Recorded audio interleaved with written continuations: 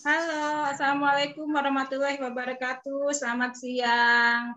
Selamat datang di Talk Show Asah Kebaikan, Seri Diabetes, Pengaturan Pola Makan dan Menu. Sebelumnya saya mengucapkan kembali selamat datang kepada para peserta Talk Show Asah Kebaikan, Seri Diabetes, Pola Makan dan Pengaturan Menu.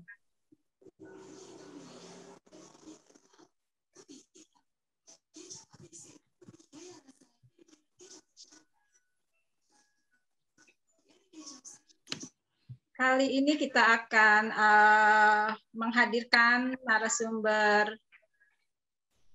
ahli gizi Aziza Ainun Asidik, sarjana gizi. Sebelumnya saya akan membacakan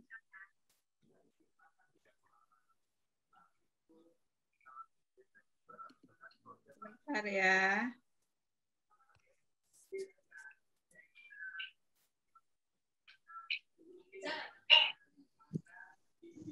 Talkshow Asah Kebaikan Seri Diabetes, Pengaturan Pola Makan dan Menu terselenggara atas dukungan Nina Nugroho dan Diabetasol.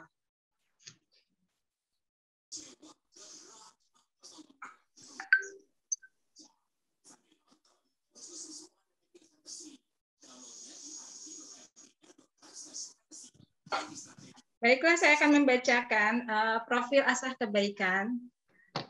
Asah Kebaikan adalah kumpulan 7 jurnalis perempuan yang peduli pada berbagai isu yang tengah berkembang di tengah masyarakat. Asah Kebaikan berdiri pada awal Januari 2020 dengan membawa misi untuk mengedukasi masyarakat mengenai berbagai hal yang dibutuhkan.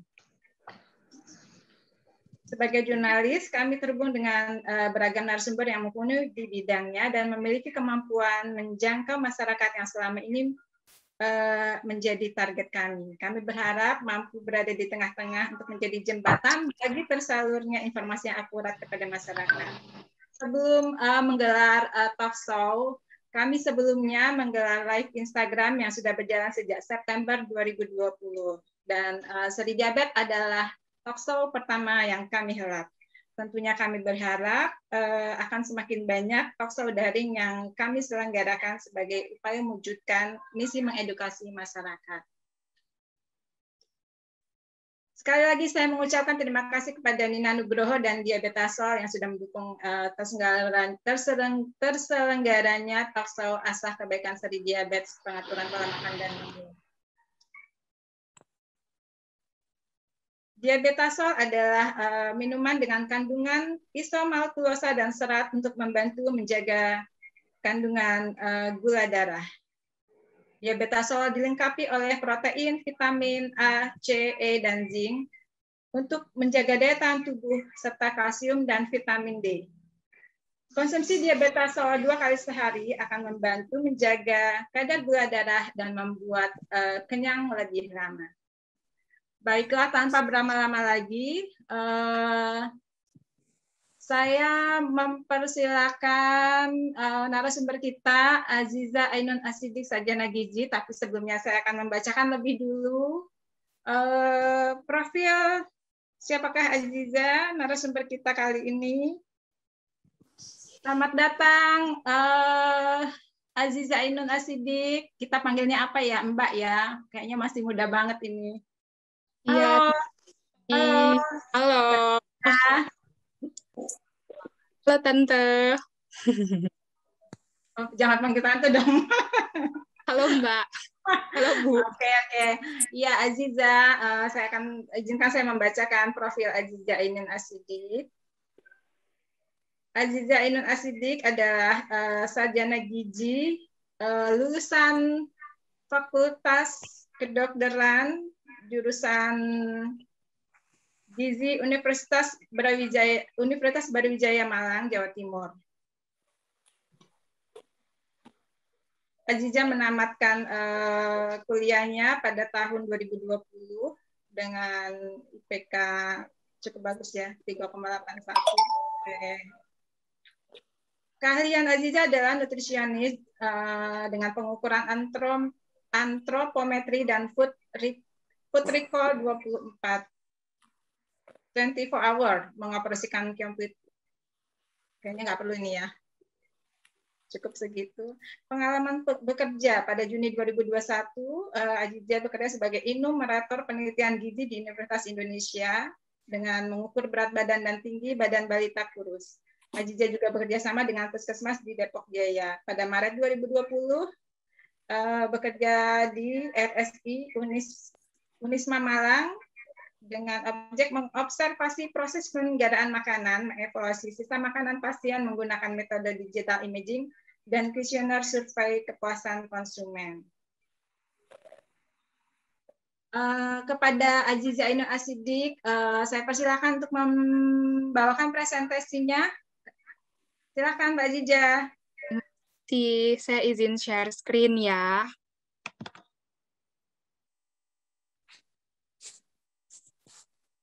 Apakah sudah terlihat di layar? Sudah. Diabetes mellitus ya. Oke. Baik, saya mulai ya. Bismillahirrahmanirrahim. Assalamualaikum warahmatullahi wabarakatuh. Waalaikumsalam warahmatullahi wabarakatuh. Selamat siang Bapak-Bapak dan Ibu-Ibu sekalian. Selamat datang di acara talk show seri 3, seri diabetes mellitus oleh tim Asa Kebaikan. Terima kasih banyak dari tim Asa Kebaikan yang telah mengundang saya sebagai salah satu narasumber talk show yang luar biasa hari ini. Perkenalkan, saya izin berkenalan kembali ya. Nama saya Aziza Ainun, bisa dipanggil Aziza atau bisa juga dipanggil Ainun. Saya berasal dari lulusan Sarjana Gizi Universitas Brawijaya. Kalau ibu-ibu atau bapak-bapak sekalian belum familiar dengan istilah sarjana gizi atau ahli gizi, izinkan saya sedikit bercerita tentang kami. Ahli gizi adalah salah satu tenaga kesehatan yang bekerja di rumah sakit, sama seperti dokter, perawat, fisioterapis, apoteker. Kami bersama-sama menangani pasien. Namun kami ahli gizi fokus pada penanganan bidang gizi dan makanan pasien. Dan saya hari ini diundang untuk bercerita tentang bagaimana sih manajemen diabetes mellitus dalam kaitannya terapi nutrisi, terapi diet. Oleh karena itu, dalam beberapa depan, saya akan berbagi informasi tentang bagaimana prinsip diabetes mellitus, apa saja jenis makanan yang boleh dan tidak boleh dikonsumsi oleh pasien diabetes. Oke. Ini ada gambaran tentang prevalensi diabetes mellitus di dunia. Mungkin kalau prevalensi diabetes dunia ini sudah pernah dibahas juga ya di talk show sebelumnya oleh Indonesia. Ini peringkat ke-7 ke dunia, pasien diabetes mellitusnya ke-7 terbanyak sedunia. Nah, Indonesia itu mungkin juga sudah dibahas ya pada talk show, yaitu terjadi peningkatan dari tahun 2013 ke 2018 yang cukup banyak, yang cukup signifikan. Nah, hal tersebut tentunya tidak diharapkan karena penyakit diabetes mellitus ini bisa menimbulkan bahaya-bahaya yang dikhawatirkan, yang mengkhawatirkan. Kita review kembali apa itu definisinya diabetes mellitus.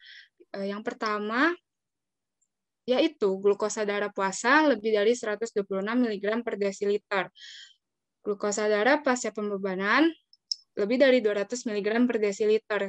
Gula darah sewaktu lebih dari 200 mg per desiliter. Dengan gejala sering lapar, haus, sering buang air kecil, dan mungkin juga ada kemungkinan berat badan pasien menurun. Pada talk show sebelumnya sudah dibahas kenapa bisa sering lapar, kenapa bisa sering haus. Itu karena terjadinya resistensi insulin. Kemudian hari ini kita akan membahas tentang faktor risiko diabetes mellitus yang dapat dimodifikasi, yaitu dari segi diet. Nah, diet, makanan yang tidak sehat ini kita bisa modifikasi supaya menjadi makanan yang sehat, menjadi diet yang sehat dan diet yang seimbang. Lalu bagaimanakah caranya mengatur diet yang seimbang, diet yang sehat untuk pasien diabetes mellitus? Kita kan perlu membantu jika di sekitar kita ada pasien diabetes mellitus, kita perlu mengatur bagaimana pola makan yang tepat untuk pasien diabetes mellitus supaya glukosa darah pasien bisa terkontrol, supaya gula darah pasien tidak mengalami tinggi terus-menerus. Yang pertama, kita perlu mengetahui prinsip dari diet diabetes mellitus. Nah, prinsipnya ini bisa disingkat, bisa disingkat supaya lebih mudah diingat dengan istilah 3J. 3J yaitu yang pertama, yaitu tepat jenis makanan. Yang kedua adalah tepat jumlah, dan yang ketiga adalah tepat jadwal makan. Mungkin peserta talk show pada hari ini sudah ada yang familiar dengan istilah 3J ini, tapi sebenarnya penerapannya ini membutuhkan usaha yang cukup besar untuk menerapkan 3J ini. Nah, kita perlu tahu nih, yang pertama, jenis makanan, tepat jenis makanan. Bagaimanakah tepat jenis makanan? Bagaimanakah makanan yang tepat jenisnya? Yaitu kita bisa memilihkan makanan dengan indeks glikemik yang rendah. Supaya apa? Supaya glukosa darah terkontrol. Supaya glukosa darah pasien diabetes mellitus tidak tinggi. Karena apa? Karena indeks glikemik adalah angka yang menunjukkan potensi peningkatan gula darah. Kalau kita makan makanan yang glikemik indeksnya tinggi, maka gula darah akan cepat meningkat. Kalau kita memakan yang GI-nya rendah, itu glukosa darah tidak akan cepat meningkat. Nah, selain kita memperhatikan glycemic index, kita perlu memperhatikan yang namanya beban glikemik. Selain ada yang namanya glycemic index, ada juga yang namanya beban glikemik atau glycemic load. Nah, beban glikemik ini adalah nilai yang menunjukkan respon glukosa darah setelah mengonsumsi satu porsi makanan. Jadi beban glikemik ini berkaitan dengan kuantitas yang dimakan. Kalau misalkan kita makan makanan yang indeks glikemiknya rendah, namun dalam porsi atau kuantitas yang banyak, itu akan meningkatkan beban glikemik. Oleh karena itu, jumlah makanan yang dikonsumsi harus sesuai dengan kebutuhan. Nah, ini berkaitan juga dengan prinsip diet yang kedua, yaitu tepat jumlah. Setelah tahu prinsip yang pertama, tepat jenis makanan, kita perlu mengetahui bagaimanakah jumlah makanan yang tepat sesuai dengan kebutuhan pasien diabetes mellitus. Nah, bagaimanakah kita tahu jumlah yang tepat itu? Kita perlu mengonsultasikannya kepada ahli gizi, karena jumlah kebutuhan energi dan jumlah kebutuhan kandungan gizi yang diperlukan oleh masing-masing pasien akan berbeda-beda, personalized, tergantung dengan kondisi pasien tertentu, sesuai dengan kondisi masing-masing pasien. Karena jumlah kalori ditentukan berdasarkan umur, jenis kelamin, aktivitas fisik, dan kondisi fisik kesehatan pasien masing-masing. Nah, seperti itu ya. Jadi, jumlah kebutuhan energi dan kandungan gizi masing-masing pasien berbeda-beda. Itu prinsip yang kedua. Lalu prinsip yang ketiga apa? Tepat jadwal makan. Yang ketiga adalah jadwal makan. Tepat jadwal makan. Nah, bagaimana maksudnya? Maksudnya adalah usahakan pasien diabetes mellitus makan di waktu yang tepat, makan di jadwal yang teratur setiap harinya. Jadwal makan yang teratur itu adalah idealnya makan utama 3 kali sehari dan diselingi camilan sehat 2-3 kali di antara waktu makan utama. Makan utama itu idealnya jam berapa? Kalau makan pagi, sebut makan pagi itu jika makan di antara jam 6 sampai jam 9 pagi. Makan siang itu jam 12 sampai jam 3 siang. Sementara makan malam itu di antara jam 6 sampai jam 8 malam. Dan dengan snack pagi jam 10 sampai jam 11 atau snack sorenya jam 4 sampai jam 5. Misalkan pasien diabetes mellitus di sekitar kita biasa sarapan jam 8, lalu makan siangnya jam 12, makan malamnya jam 7. Usahakan jadwal makannya setiap hari sama seperti itu, agar sesuai dengan waktu makan obat atau minum atau mendapatkan insulin, kalau misalkan mendapatkan insulin. Karena itu ada kaitannya dengan glukosa darah yang harus di-cover oleh obat atau insulin. Seperti itu prinsip diet diabetes mellitus yang mudah diingat dengan istilah 3J. Oke, selanjutnya kita perlu mengetahui syarat diet diabetes mellitus. Nah, ini dia syaratnya. Syarat ini berkaitan dengan jumlah energi dan kandungan yang dibutuhkan. Kembali lagi, syarat diet ini secara umumnya seperti ini, tapi kita perlu mengonsultasikan kembali dengan ahli gizi, karena misalkan energi, ini sangat berbeda-beda setiap orangnya.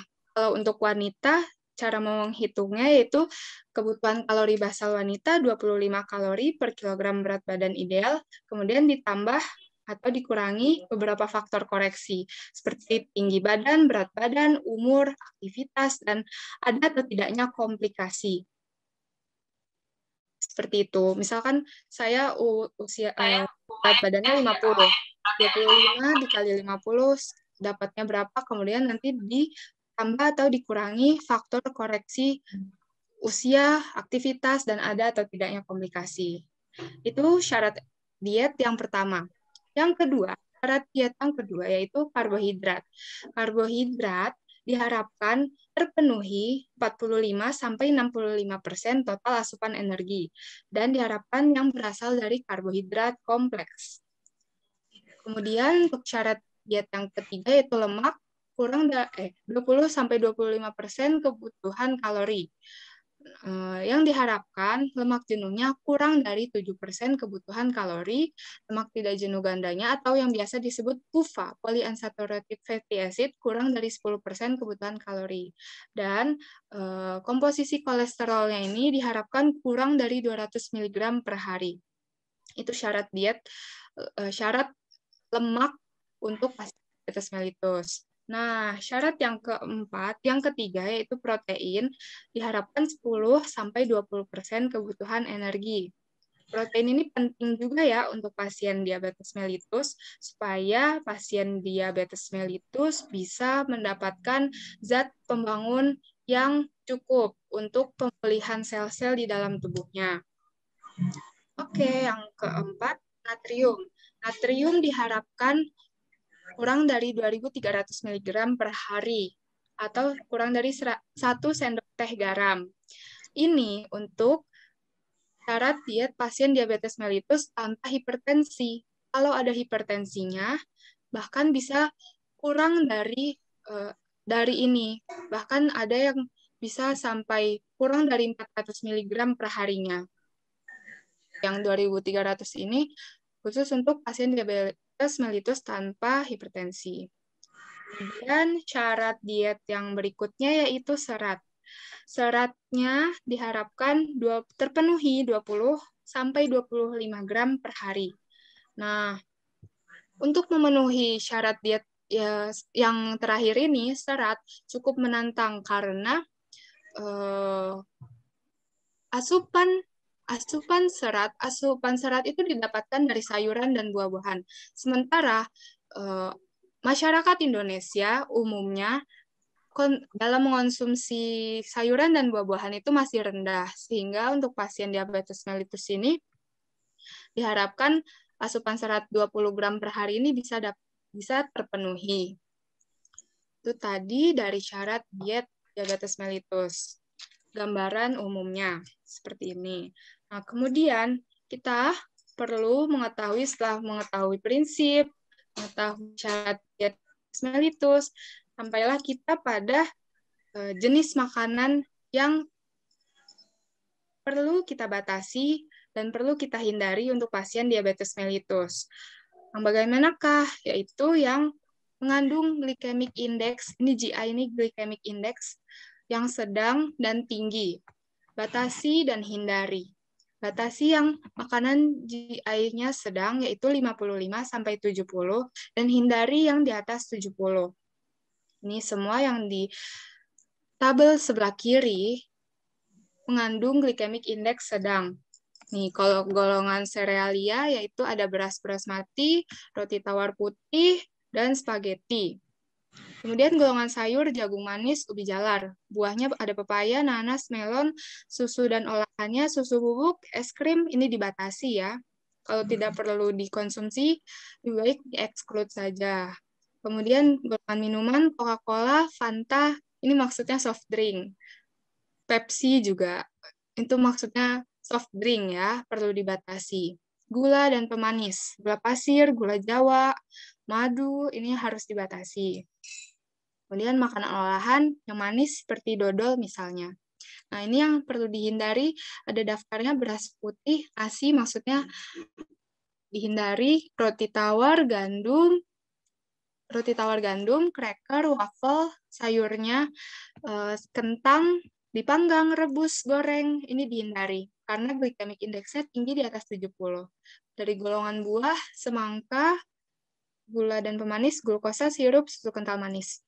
Dan makanan olahan perlu dihindari yaitu abon, dendeng, sarden karena mengandung tinggi glycemic index.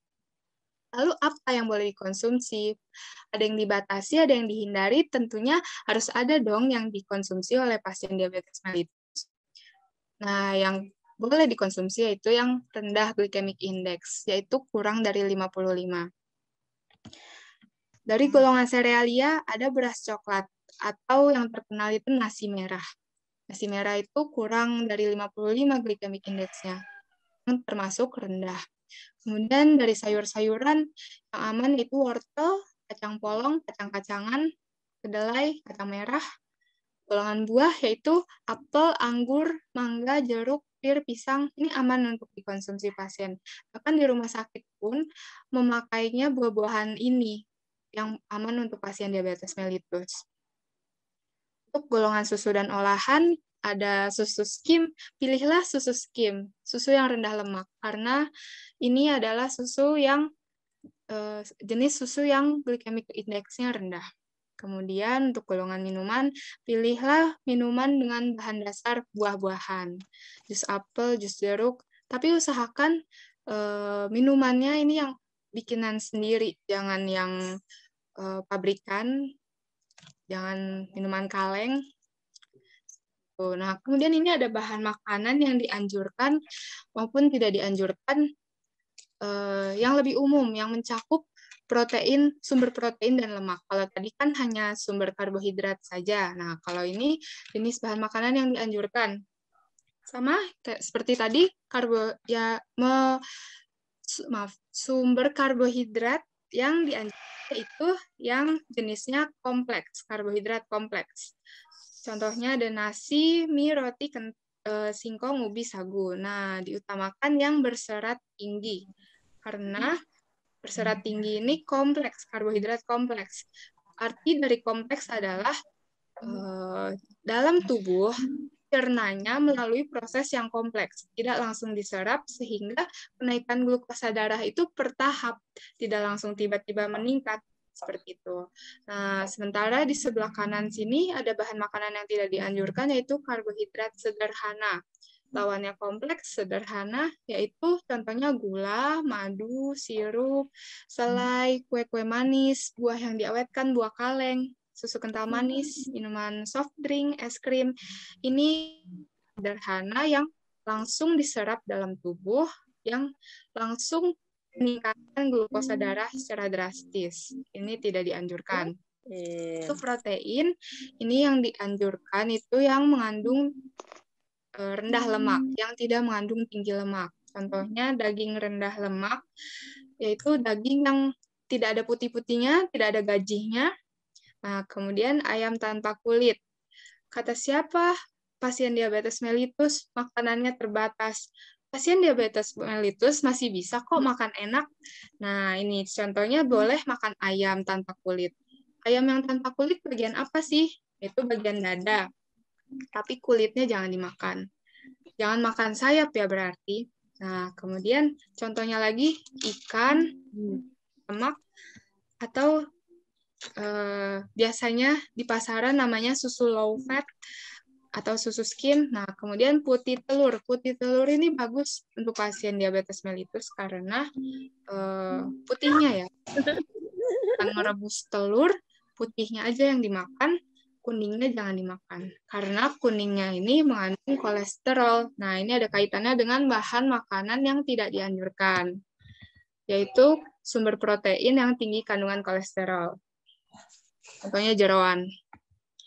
Kemudian kembali lagi ke sini, protein yang dianjurkan itu dari jenis nabatinya, yaitu kacang-kacangan, tahu, dan tempe. Nah, untuk lemak, sumber lemak dibutuhkan dalam jumlah terbatas. Oleh karena itu, makanan dianjurkan diolah dengan cara memanggang, dikukus, ditumis, tutup, direbus, dan dibakar. Kemudian, lemak jenuh ini sangat tidak dianjurkan karena ini contohnya daging berlemak, susu full cream, makanan siap saji, cake, dan gorengan. Gorengan-gorengan sudah dieksklud ya, sudah tidak boleh lagi dimakan. Lalu kita perlu mengetahui juga tentang metode karbohidrat counting, metode perhitungan karbohidrat. Metode perhitungan karbohidrat ini adalah metode yang memperhitungkan semua jenis karbohidrat dalam penyusunan rencana makan. Cermati di sini satu penukar karbohidrat counting sama dengan satu porsi makanan yang mengandung 15 gram karbohidrat. Langsung ke contohnya. Contohnya, misalkan Nyonya Luna, usia 42 tahun, punya kebutuhan energi 1.500 kalori. 1.500 kalori ini kebutuhan karbohidratnya 219 gram. Nah, dari kebutuhan sekian, kita bisa menghitung carbingnya dengan cara kebutuhan karbohidrat sehari dibagi dengan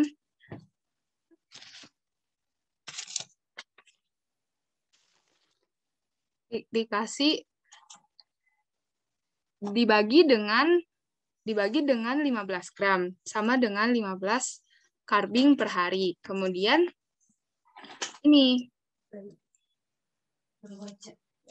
Kemudian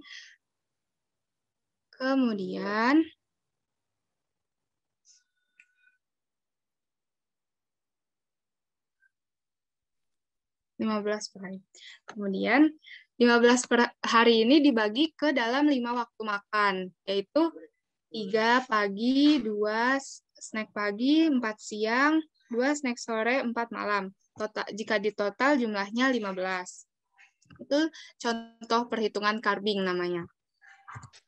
Oke, selanjutnya kita lihat bagaimana caranya mengatur menu pasien diabetes mellitus. Sebenarnya, dalam menyusun menu, kita perlu memperhatikan kelengkapan sumber bahan makanan. Sumber bahan makanan yang lengkap itu selalu mengandung 1. Karbohidrat, 2. Protein hewani, yang ketiga protein nabati, dan yang keempat mengandung sayur dan buah. Coba kita lihat di sini. Ada contoh menu 1 hari untuk pasien diabetes mellitus. Menu ini mengandung 1.700 kalori dan karbohidrat 275 gram, protein 55 gram, dan lemak 36 gram. Ini sudah dihitung. Nah, kemudian kita lihat kelengkapannya. Makanan pagi. Apakah ada karbohidratnya? Iya, ada nasi. Nah, jumlahnya ini disesuaikan dengan kebutuhan pasien. Kebutuhan pasiennya ini kalau pada case ini dia butuhnya 1.700 kalori. Oke, kemudian kita lihat kelengkapan yang kedua. Apakah ada protein hewaninya? Oh, ada lauk, semur, daging. Berarti ada kan protein hewaninya. Nah, kemudian protein nabati, kukus, tahu, jamur. Ada sumber bahan makanan nabati yaitu tahu. Dan untuk sayuran buah-buahan, ada sup lobak tomat. Ada lobak, ada tomat sebagai sumber sayur dan buah-buahan. Itu untuk makanan. Kemudian untuk snack pagi yaitu jus mangga. Kenapa snack paginya jus mangga? Karena pasien diabetes mellitus membutuhkan asupan serat yang cukup tinggi yaitu 20 gram. Nah, usahakan memilih snack dengan bahan dasar buah-buahan supaya asupan seratnya ini bisa terpenuhi dalam sehari.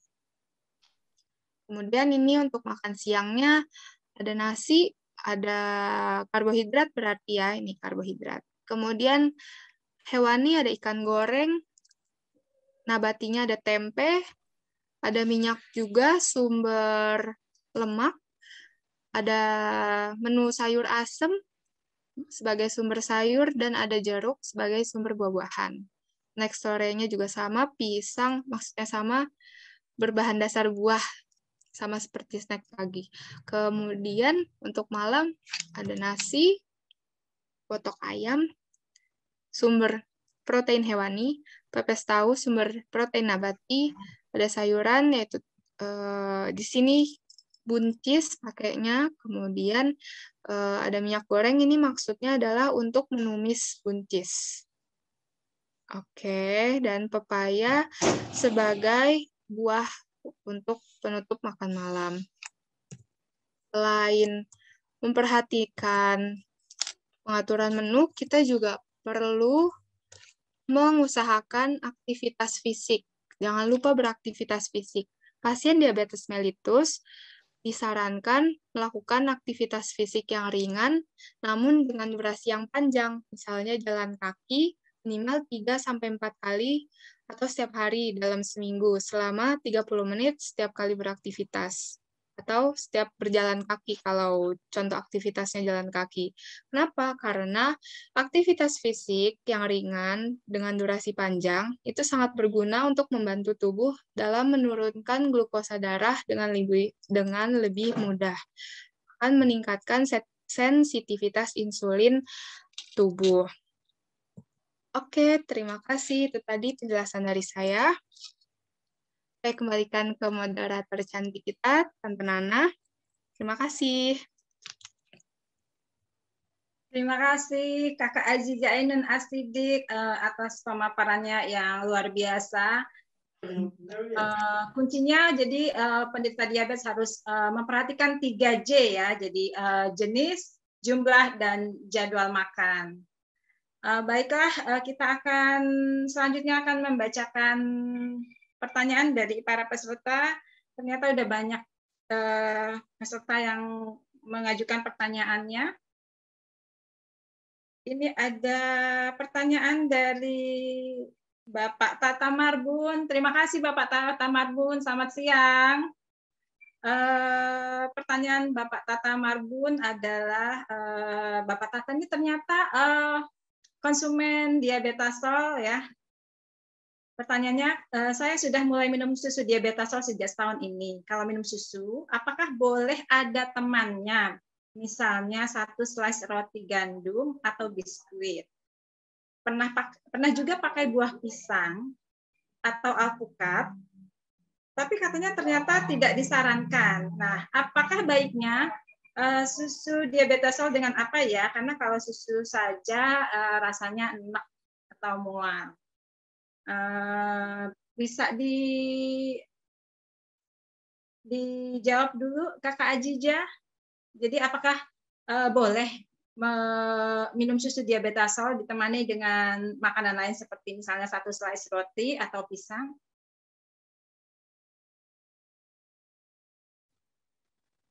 Oke, coba saya jawab ya.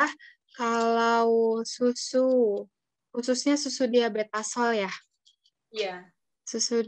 sebenarnya kita lihat lagi jenis makanan pendampingnya apa.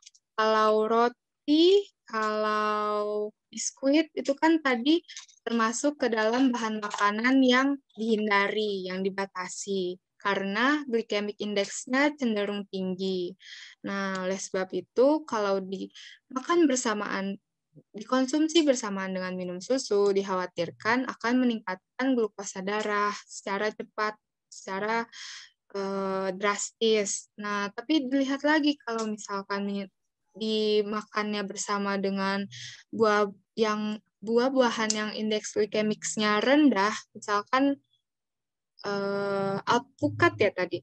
Alpukat itu saya rasa boleh-boleh saja asalkan porsinya tidak berlebihan, cukup satu porsi misalkan, seperti itu. Satu porsi itu kira-kira seberapa banyak ya? Satu buah kah atau? Ya, bisa satu buah.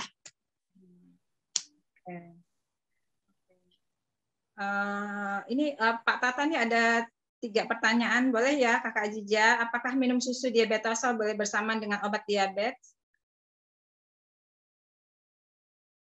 Dan berpengaruhkah terhadap kadar gula?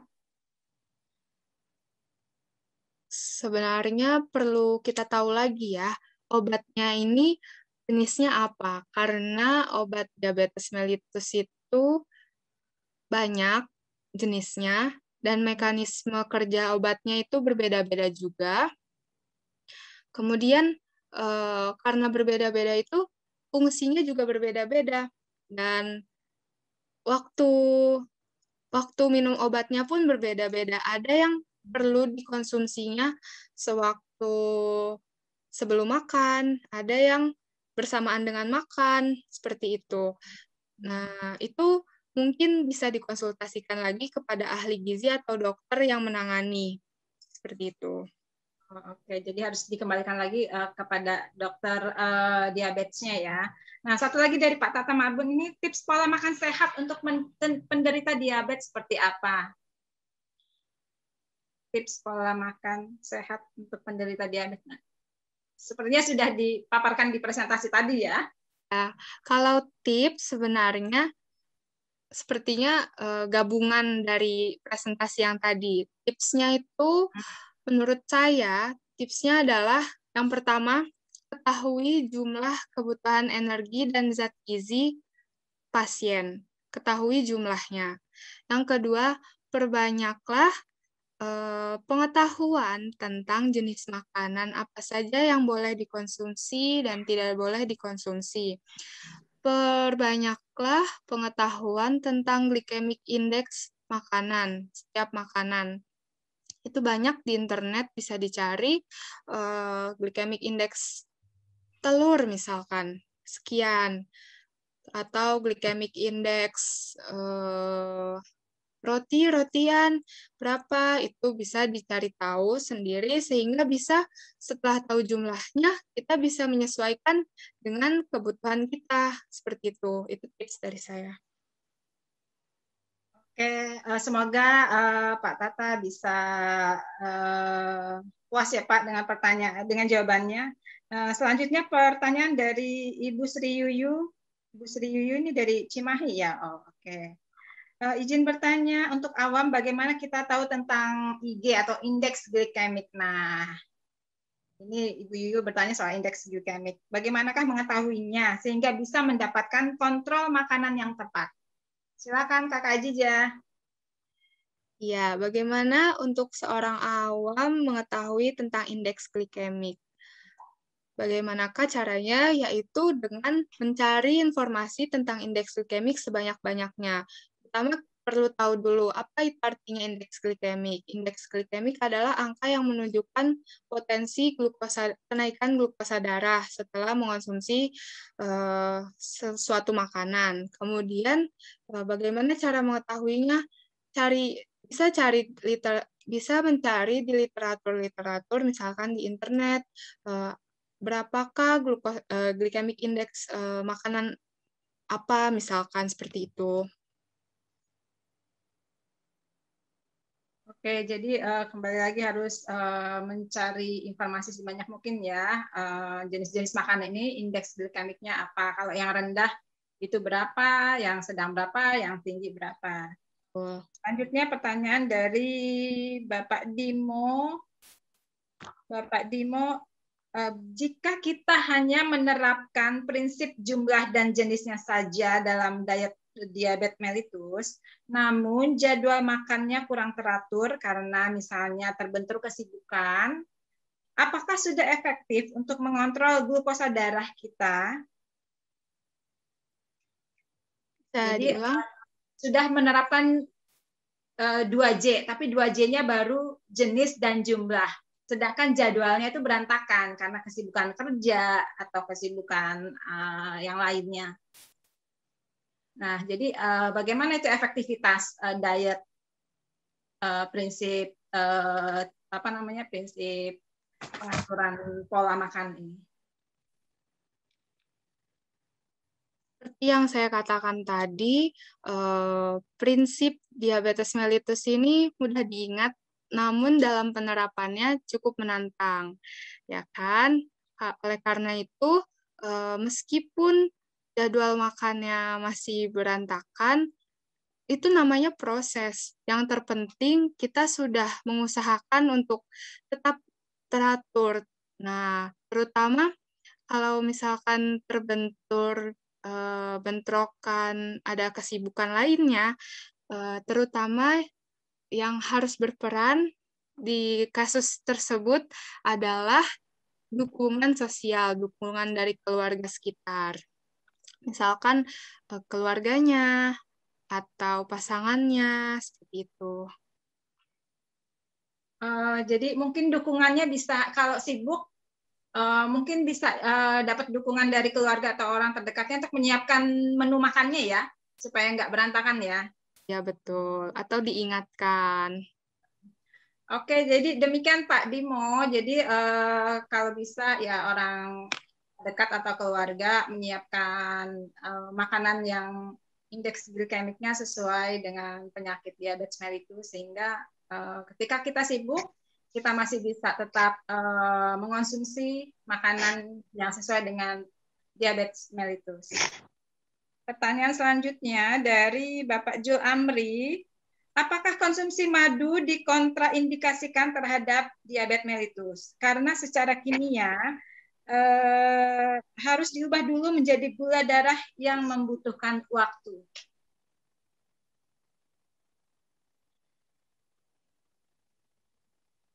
Jadi apakah konsumsi madu harus dikontraindikasikan dulu dengan diabetes?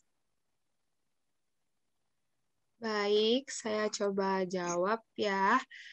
Tentang madu.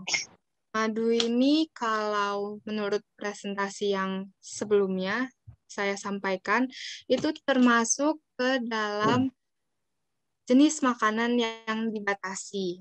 Karena apa? Karena kita tahu madu di Indonesia ini kebanyakan campuran, sudah bukan lagi madu murni, sehingga dikhawatirkan isinya adalah bukan hanya madu, tapi ada juga campuran glukosanya, ada juga campuran sukrosanya, yang khawatirnya dapat meningkatkan gula darah secara drastis. Oke.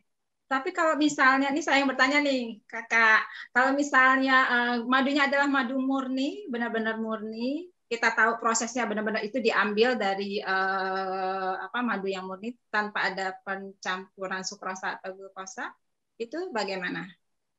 Tetap dibatasi. Ya, tetap dibatasi. Ya. Batasinya mungkin bisa dijelaskan. Nih, saya cerewet nih, nanya lagi. Gak apa-apa ya Kakak. Pertanyaan pribadi. Iya, dibatasinya, maaf. Dibatasinya, saya sebenarnya belum mencari si literaturnya seberapa yang dikatakan dibatasi.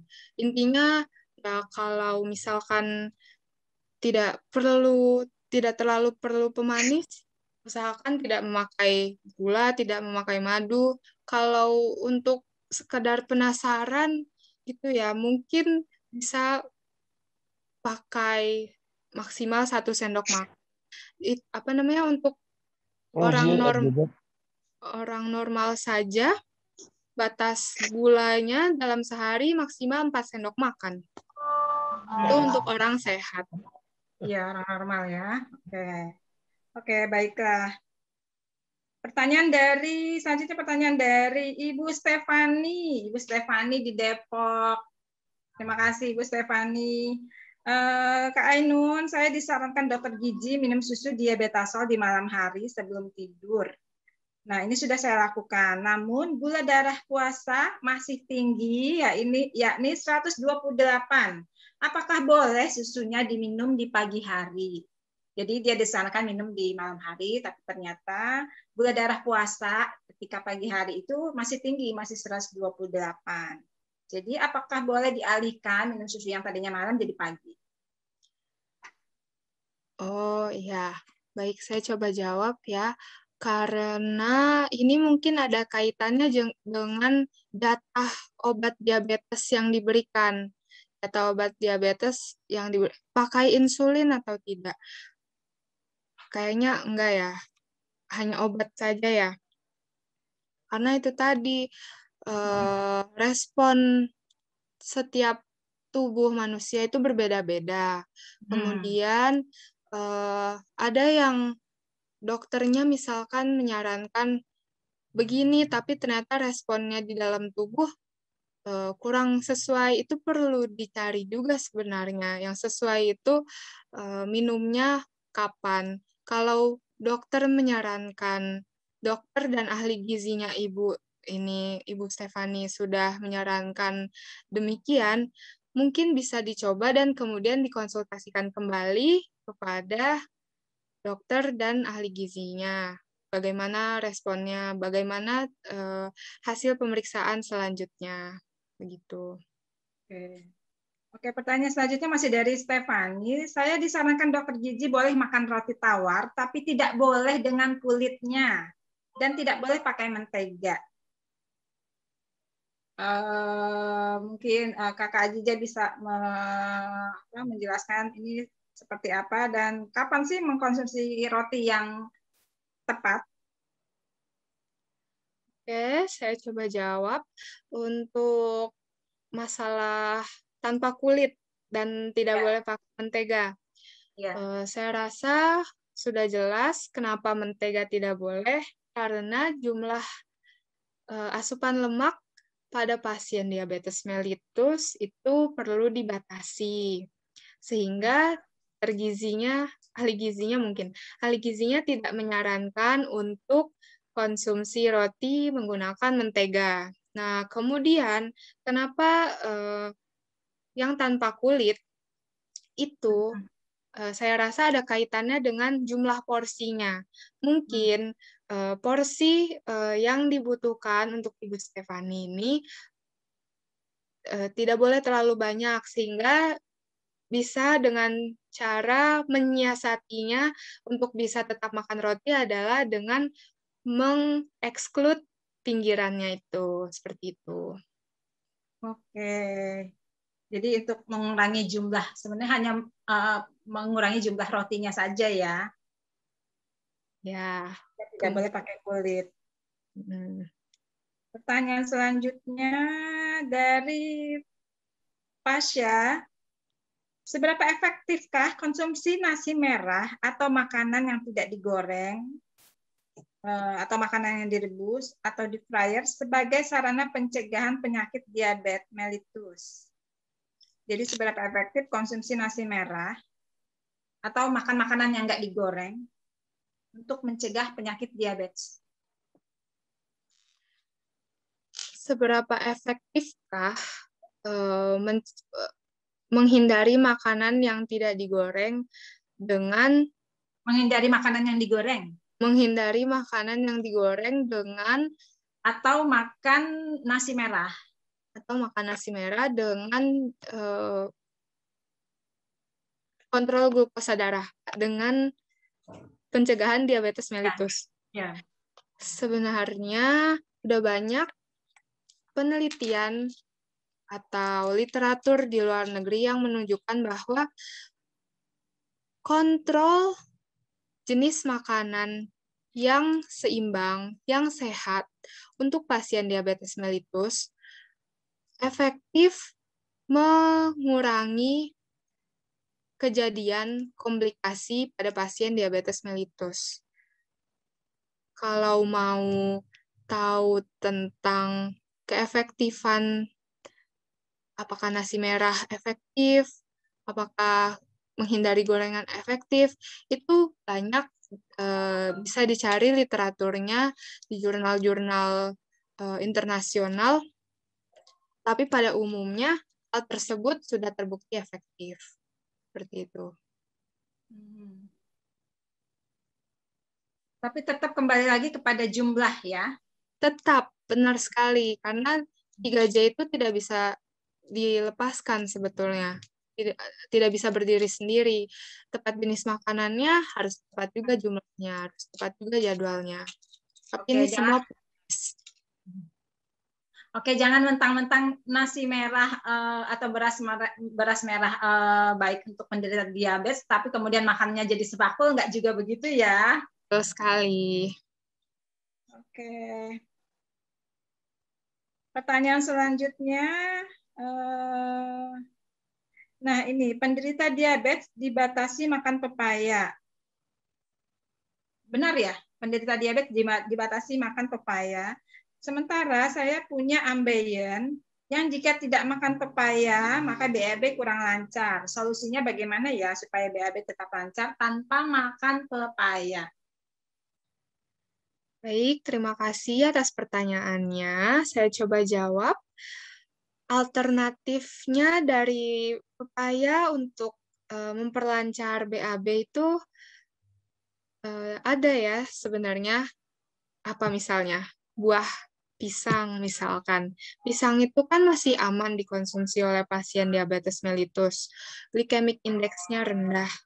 Oleh karena itu, bisa menjadi alternatif dari buah pepaya. Itu. Oke. Jadi bisa menggantinya dengan pisang ya? Ya.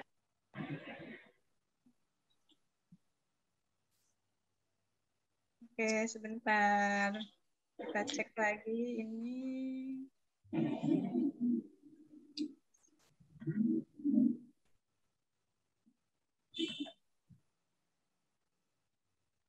Ini ada pertanyaan lagi. Kalau waktu yang tepat untuk minum obat gula, itu seperti apa ya? Masih terkait kan ini, masih relevan kan pertanyaannya bahwa ini bagaimana meminum obat gula?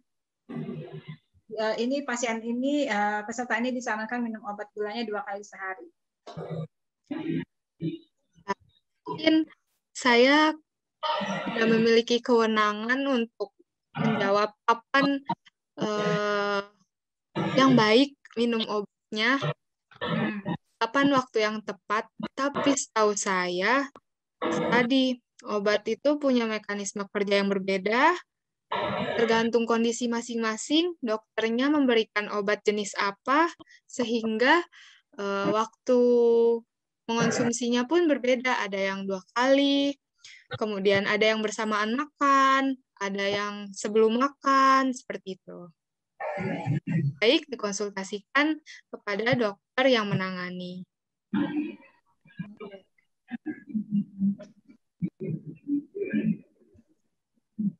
Ada saat, nah sebentar, ini ada pertanyaan yang belum saya bacakan.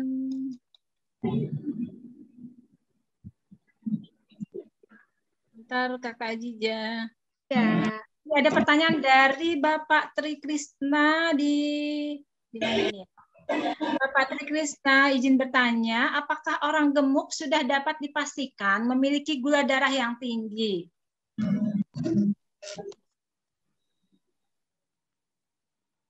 Pertanyaannya, apakah sudah dapat dipastikan orang yang gemuk glukosa darahnya tinggi ya?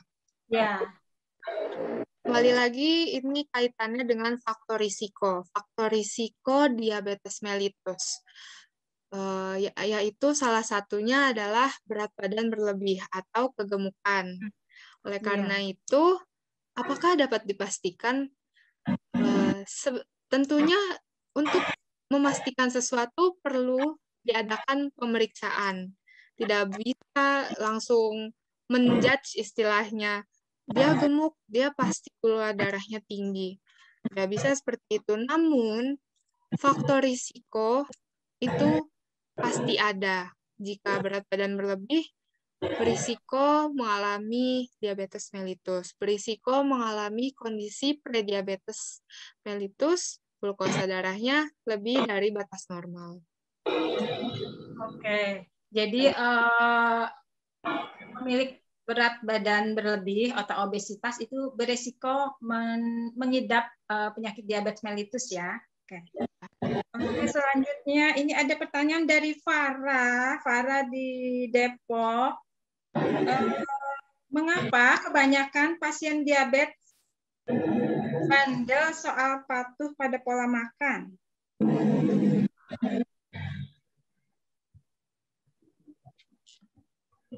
Mengapa kebanyakan pasien diabetes bandel soal patuh pada pola makan? Jadi bandel ya dengan pola makan. Saya coba jawab, mengapa pasien diabetes mellitus bandel soal pola makan? Sebenarnya, bukan hanya pasien diabetes mellitus yang bandel.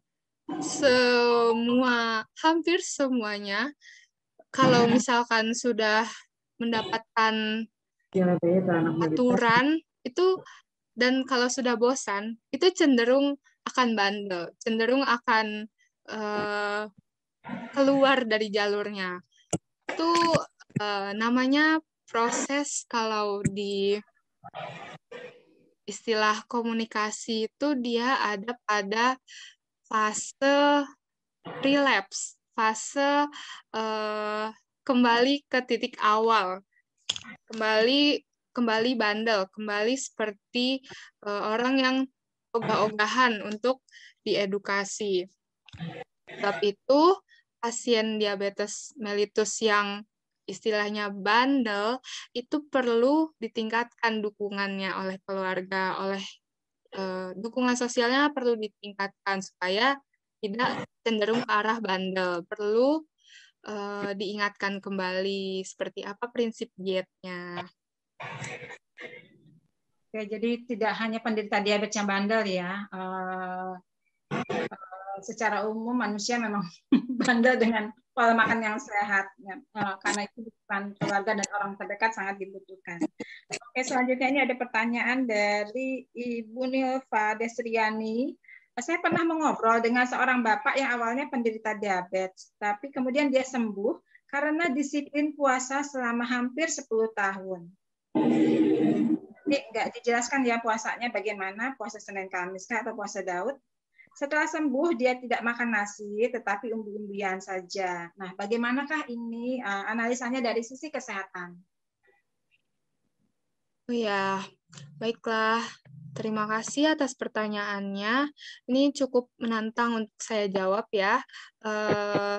Saya kebetulan pernah membaca juga tentang literatur tentang yang namanya intermittent diet. Nah, intermittent diet ini artinya diet yang pada waktu tertentu berjeda. Ini ada kaitannya dengan kondisi kesehatan yang membaik. Salah satunya glukosa darah menjadi lebih terkontrol. Mungkin itu alasannya mengapa puasa ya? Iya, puasa. Puasa bisa menyebabkan pasien diabetes mellitus ini akhirnya sembuh. Mungkin sembuh, yang dimaksud dengan sembuh di sini adalah glukosa darahnya sudah tidak pernah tinggi lagi mungkin ya. Ya, terkontrol ya. Itu mungkin karena ada kaitannya dengan intermittent diet. Puasanya ini berjeda dalam seminggu, misalkan puasanya 3 kali seperti itu. Itu memang ada beberapa literatur dan saya sendiri pun perlu mencari lebih banyak lagi tentang literatur tersebut karena itu menarik untuk dipelajari untuk pasien diabetes mellitus. Karena puasa juga diketahui dapat meningkatkan sensitivitas insulin, seperti itu. Jadi puasa dapat meningkatkan sensitivitas insulin. Oke.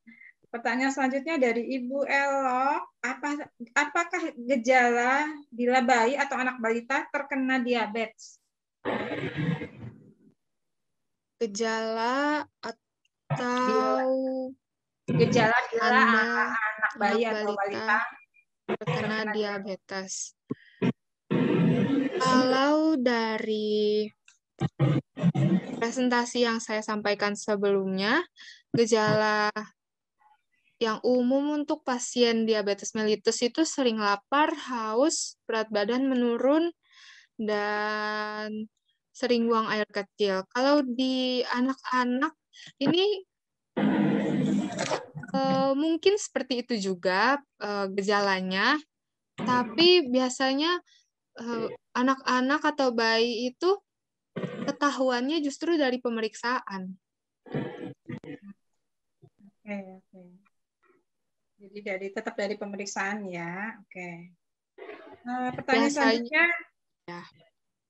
Dan biasanya itu kalau anak-anak itu tipenya yang tipe 1. Tipe 1 ya. Jadi bukan dari gaya hidup ya. Tapi dari genetik ya. Atau ada kelainan ya. Oke. Ini pertanyaan selanjutnya dari Dewi. Untuk penderita diabetes dengan luka basah, nah ini suka ada yang mengelompokkan diabetes luka basah, diabetes luka kering. Apakah dietnya sama dengan pasien diabetes kebanyakan? Jawaban dari saya, iya sama. Karena prinsip diet diabetes mellitus itu sama, 3J tadi. Tepat jenisnya, tahu glycemic index dan beban glikemik yang rendah, kemudian tahu jumlahnya berapa banyak, dan pola makan yang teratur. Oke, Ibu Dewi, jadi apakah si penderita diabetes ini punya luka yang basah atau tidak punya luka, itu dietnya tetap sama. Memperhatikan 3J tersebut ya. Pertanyaan selanjutnya, ini ada dari Nania. Apakah penderita diabetes itu sama sekali tidak boleh minum manis dari gula pasir? Saya coba jawab ya. Sama sekali tidak boleh. Sama sekali tidak boleh itu artinya, gini. Dari presentasi saya tadi, sumber karbohidrat gula pasir itu sangat dibatasi. Dibatasi itu bukan berarti tidak boleh, tapi dibatasi, terbatas. Yang namanya terbatas itu tidak setiap hari, bahkan tidak secara reguler, atau sebisa mungkin dihindari, digantikan dengan alternatifnya, seperti itu. Oke. Pertanyaan selanjutnya nih, ada nih pertanyaan yang menarik juga nih. Apakah pasien diabetes tidak boleh makan daging? Pasien diabetes tidak boleh makan daging. Daging itu adalah sumber protein. Kalau pasien diabetes mellitus tidak makan protein, maka dari mana pasien mendapatkan sumber zat pembangun? Daging tetap boleh diberikan, namun pilihlah sumber daging yang tidak berlemak, yang tidak ada gajinya, yang tidak ada putih-putihnya sama sekali.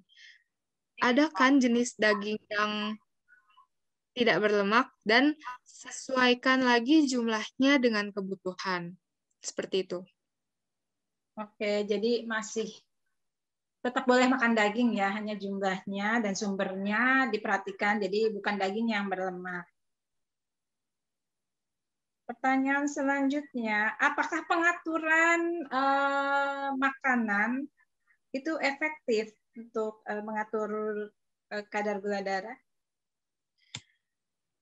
Oh ya, mohon maaf, saya ketinggalan barusan tentang daging.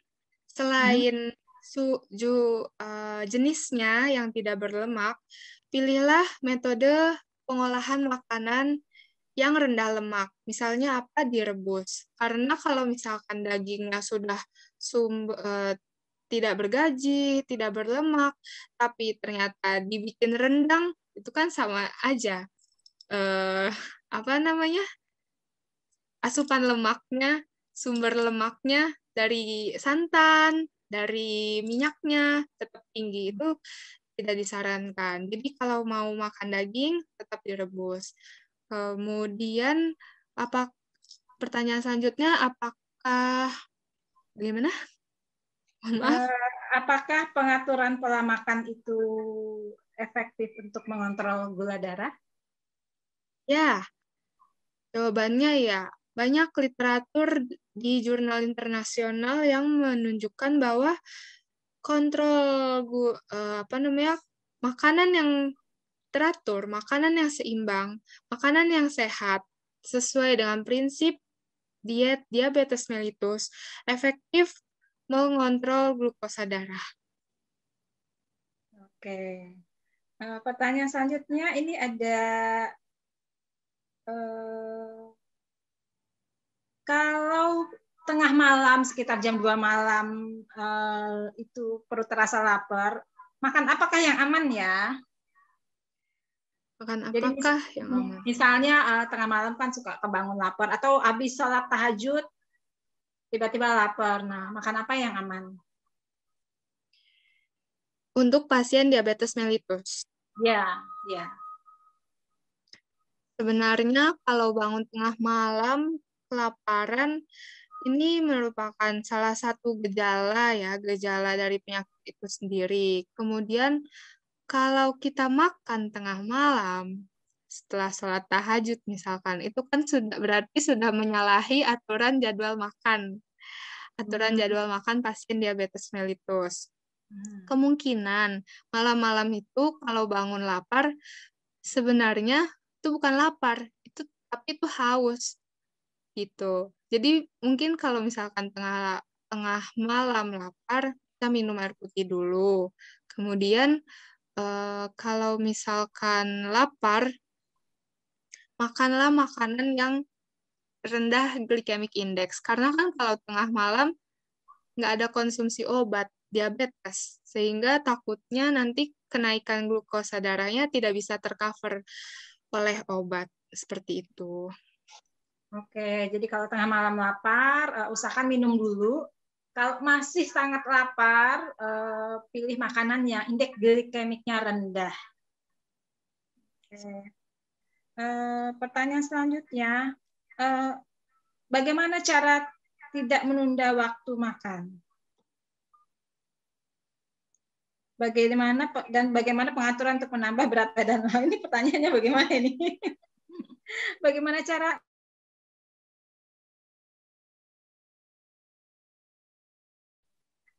agak-agak sulit pertanyaannya. Bagaimana supaya tidak menunda waktu makan? Bagaimana supaya tidak menunda waktu makan? Mohon maaf. Apakah di sana jelas ini koneksi saya tidak stabil? Jelas, saya masih bisa mendengar. Jadi, bagaimana caranya menunda waktu makan? Caranya adalah siasati hal tersebut. Karena faktor yang menyebabkan seseorang menunda waktu makan itu berbeda-beda. Ada yang emang malas makan, ada yang emang sedang bekerja, ada yang sehingga tidak bisa segera makan, kemudian ada yang lupa. Nah, itu siasati apa penyebabnya, kemudian siasatilah penyebab menunda waktu makan tersebut supaya bisa makan di waktu yang tepat. Seperti itu. Dan untuk bagaimana cara meningkatkan berat badan untuk pasien diabetes mellitus. Kalau untuk meningkatkan berat badan sebenarnya ada lagi sendiri namanya. Namanya bukan diet diabetes mellitus, tapi diet tinggi energi untuk peningkatan berat badan. Nah, kalau misalkan pasien diabetes mellitusnya ini berat badannya menurun, itu berarti tetap namanya diabetes mellitus, namun syarat dietnya di bagian energi akan disesuaikan dengan peningkatan kebutuhan energi supaya mencapai berat badan yang optimal, mencapai berat badan yang ideal. Caranya adalah pasti nantinya kalau berkonsultasi dengan ahli gizi, pasti nantinya ditentukan jumlahnya sekian supaya mencapai kebutuhan energi untuk peningkatan berat badan, atau dipilihkan jenis bahan makanannya secara spesifik. Pilih makanan ini supaya meningkatkan berat badan, seperti itu.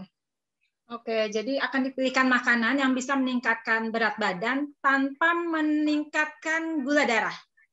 Benar, seperti itu. Akan dipilihkan alternatif-alternatifnya. Oleh karena itu sebetulnya kembali lagi, hal seperti ini secara spesifik perlu dikonsultasikan dengan dokter dan ahli gizinya masing-masing. Saya ini masih ada waktu. Saya beri kesempatan kepada peserta untuk menanyakan langsung. Kalau seandainya ada, open kamera. Bapak Ibu, apakah ada yang ingin bertanya secara langsung? Saya persilakan. Open kamera dan di unmute. Sambil menunggu, kita akan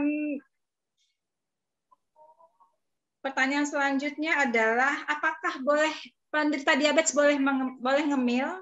Bagaimana cara ngemil yang sehat? Pertanyaannya, apakah penderita diabetes mellitus boleh ngemil? Jawabannya boleh. Karena jadwal makan yang teratur itu sebenarnya makan utama 3 kali dengan diselingi camilan sehat 2-3 kali.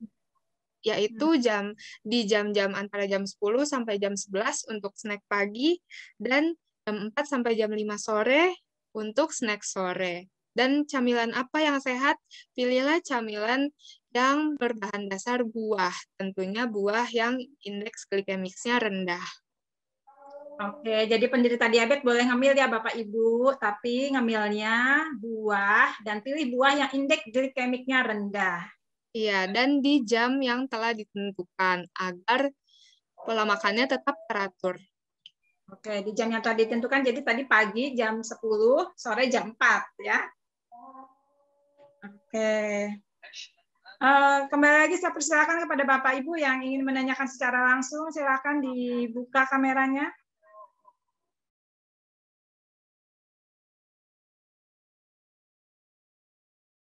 Belum ada ya. Ada satu pertanyaan ini yang menarik, kalau makanan untuk penderita diabetes tapi juga sekaligus memiliki riwayat tekanan darah tinggi. Seperti apa nih Kakak Ajija? Kalau penderita diabetes mellitus dan ada juga hipertensinya, itu berarti syarat dietnya nanti bertambah. Selain syarat diet diabetes mellitus, ditambah juga syarat diet hipertensi, yaitu kurang lebih sama, rendah lemak, rendah glukosa, rendah glycemic index, dan juga rendah natrium. Rendahnya seberapa, itu ditentukan lagi seberapa besar peningkatan tekanan darah pasien. Jadi ada yang pembatasannya hingga 200 mg per hari, ada yang masih bisa 800 mg per hari. Nah, kalau yang 200 mg per hari itu udah nggak boleh sama sekali mengkonsumsi garam, seperti itu. Oke, jadi harus membatasi garam ya atau natrium ya bagi penderita diabetes yang juga sekaligus memiliki penyakit hipertensi atau tekanan darah tinggi. Baiklah, saya rasa cukup ini pertanyaannya sudah saya bacakan semua. Saya harap kepada Bapak Ibu untuk memfollow Instagram Asah Kebaikan.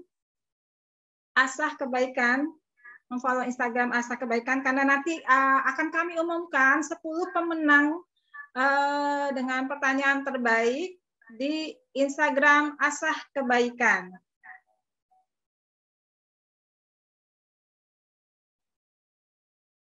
Namun sebelumnya saya akan membacakan siapa sajakah pemenang 10 Asah Kebaikan, 10 pemenang 10 pertanyaan terbaik di talkshow Asah Kebaikan seri diabetes, pola makan dan pengaturan menu. Pemenangnya adalah 1 Jul Amri, 2 Elok Suryo Mentaram, 3 Pasa, 4 Dimo, 5 Jul Amri, Nania, Sri Yuyu, tadi sudah berapa nih ya? 1, 2, 3, 4, 5, 6, 7. Nilfades Riani, 8. Tri Krishna, wah ini sudah lebih dari 10 nih. Sudah lebih dari 10. Kakak panitia tolong ini yang 10 pemenang ini siapa saja kah? Ini kenapa sudah lebih dari 10 pemenangnya? Kalau saya hitung sebentar, ini 1, 2, 3, 4, 5, 6, 7, 8, 9, 10, 11, 12. Kenapa ada 12? Oke. Saya umumkan kembali, pemenangnya adalah Jul Amri, Elok Suryo Mentaram, Pasa, Dimo, Nania, Sri Yuyu, Nilva Desiriani, Tri Krishna, Sri Suratmi, Stefani, dan Tata Marbun. Selamat kepada para pemenang. Saya harap kepada Bapak Ibu supaya memfollow Instagram Asah Kebaikan. Dan para pemenang ini juga akan kami umumkan di Instagram Asah Kebaikan.